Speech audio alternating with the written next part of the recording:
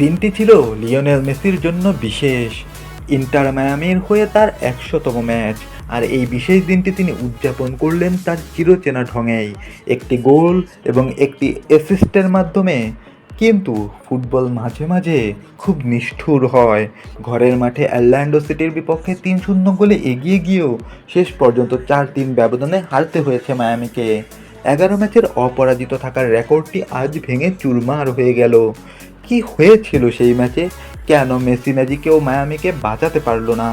চলুন দেখে নেই ফ্লোরিডা ডার্বির রোমাঞ্চকর সব মুহূর্ত। ম্যাচের শুরুটা ছিল স্বপ্নের মতো। মাত্র ৩ মিনিটে ইয়ান্ত্রের গোলে এগিয়ে যায় মায়ামি। এরপর ২৫ মিনিটে মেসির জাদুকরি পাস থেকে ব্যবধান দ্বিগুণ করেন সেগোভিয়া। ৩৩ মিনিটে মেসি যখন বক্সের বাইরে থেকে এক দর্শনীয় শটে গোল করলেন, তখন গ্যালারিতে উপস্থিত ডেভিড বেকহ্যামের মুখে ছিল তৃপ্তির হাসি।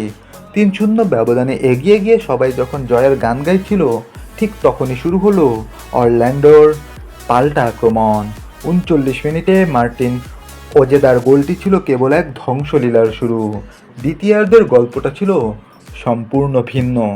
মায়ামির রক্ষণভাগের একের পর এক ভুল কাজে লাগিয়ে আর্জেন্টিনার ওজেদা পূর্ণ করলেন তার হ্যাটট্রিক। স্কোরলাইন যখন ৩-৩, গ্যালারিতে তখন পিনপতন নীরবতা।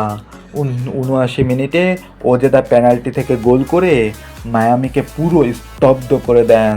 আর ম্যাচের ইনজুরি টাইমে টাইরেস স্পাইসার যখন চতুর্থ গোলটি করলেন, তখন মায়ামির হার নিশ্চিত হয়ে যায়। মেসির ব্যক্তিগত লড়াই আর সুয়ারেজের অ্যাসিস্ট সবই যেন শেষ পর্যন্ত বৃথা গেল। ৩-০তে এগিয়ে থেকেও কেন হারতে হলো মায়ামিকে? ডিফেন্সের ব্যর্থতা নাকি অতিরিক্ত আত্মবিশ্বাস? আপনার কি মনে হয়? কমেন্টে আপনার মতামত জানান।